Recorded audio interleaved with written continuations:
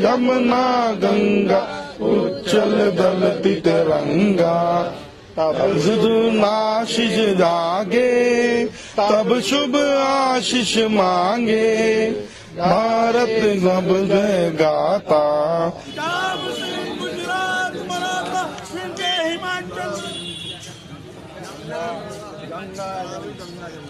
ओ भाई, मारो मुझे, मारो।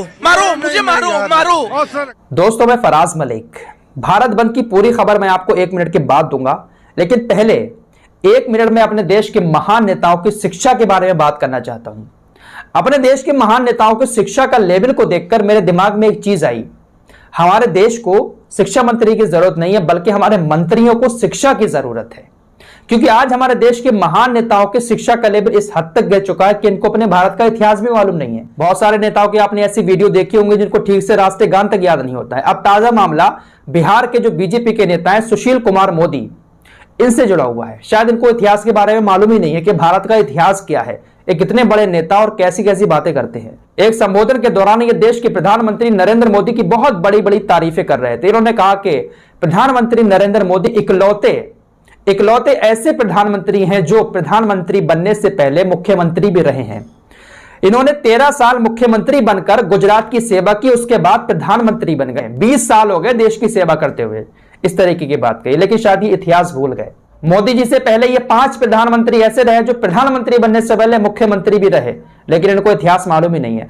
अब इन्होंने ये बात जो कही ना, अब व्हाट्सएप यूनिवर्सिटी का जो ज्ञान लेते हैं उनके दिमाग में ये चीज आ जाएगी, अरे भाई देखिए मोदी जी कितने महान हैं, कितनी सेवा कर रहे हैं, पहले मुख्यमंत्री बनकर सेवा की। क्योंकि इन लोगों को जो व्हाट्सएप यूनिवर्सिटी का ज्ञान लेते हैं इनको पता ही नहीं कि इतिहास है क्या। तो ऐसे ही झूठी झूठी बातें सोशल मीडिया पर छोड़ दी जाती हैं, और जो लोग व्हाट्सएप यूनिवर्सिटी से ज्ञान लेकर बड़ी बड़ी बातें करते हैं ना, उनको ये सब सही लगने लगती है, क्योंकि इनके पास होती तो है नहीं। फिलहाल भारत बंद की बात करते हैं। कल 27 दिसंबर है और तकरीबन 40 किसान संगठनों ने भारत बंद का ऐलान कर दिया है। कुछ राजनीतिक पार्टियों ने भी उनका समर्थन किया है, और खासकर वो राज्य जहां पर बीजेपी की सरकार नहीं है उन सभी पार्टियों ने ज्यादातर इस भारत बंद का समर्थन किया है। कांग्रेस, आम आदमी पार्टी, माकपा और तृणमूल कांग्रेस और जितनी भी विपक्षी पार्टियां हैं जहां पर बीजेपी की सरकार नहीं है, उन सभी राज्यों में तकरीबन भारत बंद का असर देखने को मिल सकता है, और वहां पर यह सरकारें किसानों के समर्थन में भारत बंद करेंगी भी। दोस्तों, मेरे एक बात समझ नहीं आती है, ठीक है हमारा सपोर्ट किसानों को है, लेकिन ये जो किसान भारत बंद करते चले आए हैं इतने टाइम से, तकरीबन 10-11 महीने हो गए, कितनी बार भारत बंद किया है, क्या इस भारत बंद का असर सरकार पर थोड़ा सा भी होता है? इस भारत बंद का असर सरकार पर तो शायद नहीं होता, लेकिन एक आम आदमी की जिंदगी पर जरूर हो जाता है। क्योंकि किसानों ने जो ऐलान किए हैं, जरा देखिएगा इसकी टाइमिंग क्या है और किन किन राज्यों में ज्यादा इसका असर देखने को मिलेगा। किसानों ने कौन कौन सी चीजें बंद करने को कहा है। दिल्ली की सीमाओं पर लोगों को आने जाने में दिक्कत हो सकती है। किसान संगठनों ने कहा है कि वो दिल्ली के अंदर जाकर तो विरोध नहीं करेंगे, लेकिन सीमाओं पर रोड ब्लॉक जरूर करेंगे।